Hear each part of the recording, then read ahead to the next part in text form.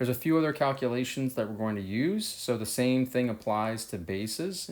We can calculate pH. We can also calculate pOH. That's the negative log of our hydroxide concentration. And we can also take the negative log of our Kw. So pKw, for example, again, that lowercase p means taking the negative log of what follows. The negative log of my Kw, the negative log of my hydroxide. So we can find the pH, right? pH equals negative log of my hydronium concentration. But what happens if I know the pH and I want to find my hydronium concentration? Well, the opposite process for us, right? If I know the pH but want to find hydronium, that calculation is hydronium concentration equals 10 to the negative pH.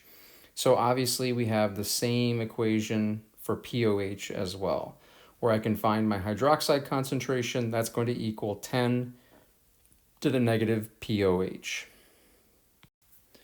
So let's give that calculation a try. If pH of natural rainwater is 5.6, what is the hydronium ion concentration? Well, we know hydronium ion concentration equals 10 to the negative pH. So my hydronium concentration equals 10 to the negative 5.60. Hydronium concentration of 2.5 times 10 to the minus 6 molar. Again, we want to do two significant figures here because in the pH, right, only the numbers after the decimal place count toward my significant figures. The 5 is a leading number that tells us just how far away from 0 that number is. So 2.5 times 10 to the minus 6 molar is the correct number of significant figures and the correct hydronium ion concentration.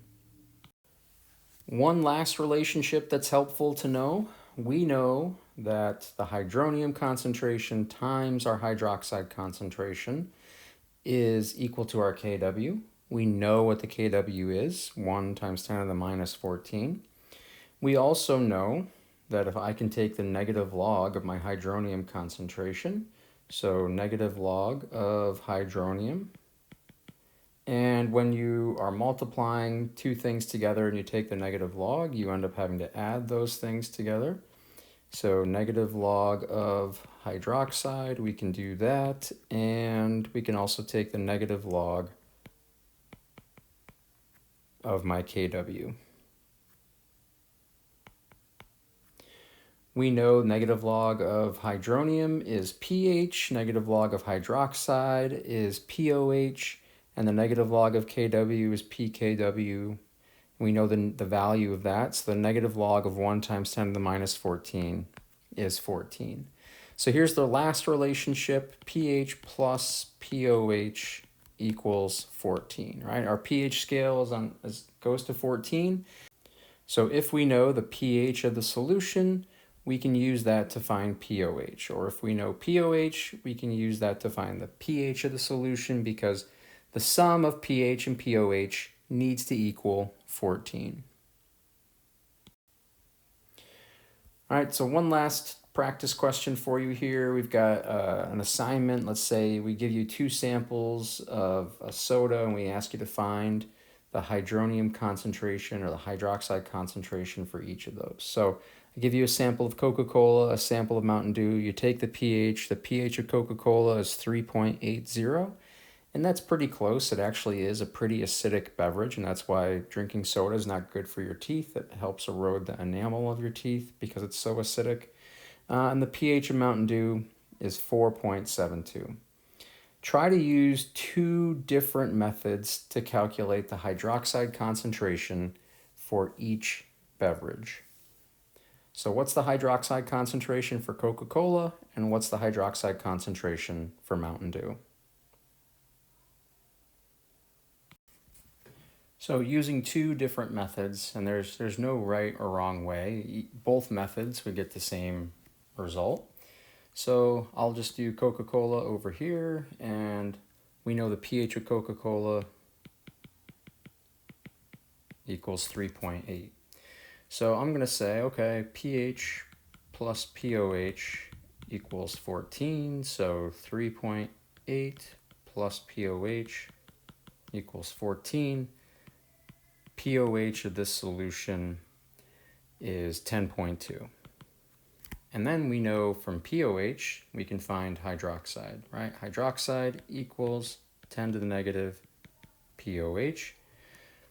So hydroxide equals 10 to the negative 10.2, and my hydroxide concentration that I'm going to get out of this is approximately 6.3 times 10 to the minus 11 molar.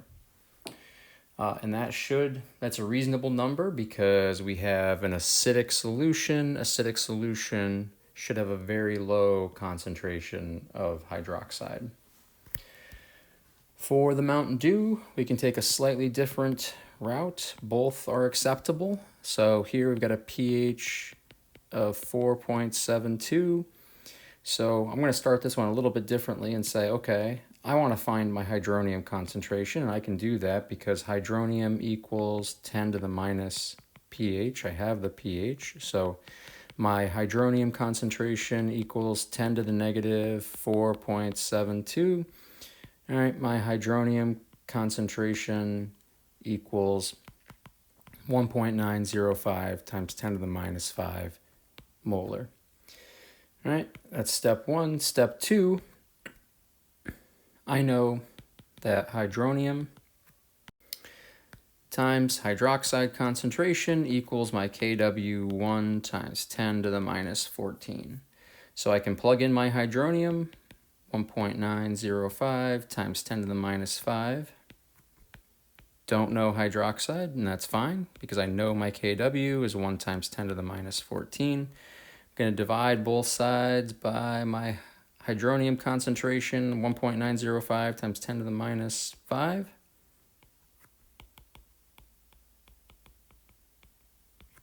And I get a hydroxide concentration of this solution of approximately 5.2 times 10 to the minus 10 molar. Two significant figures there, because in the pH we have 2 decimals for both of those. And for the second one, it makes sense that this number is a little bit bigger because this solution is a little bit less acidic. So because of that, I should have a lower concentration of hydronium and a higher concentration of hydroxide. So there's two different methods to find the hydroxide concentration, right? They're both going to give you the same answer, the correct answer. So it doesn't matter if you went this method for both or this method for both. They're both fine because of the relationship and the interrelatedness of all the equations that we have relating pH, POH, right? Hydronium, hydroxide. So hopefully that helped you get an idea of some of the calculations you'd expect to see for acid-base chemistry.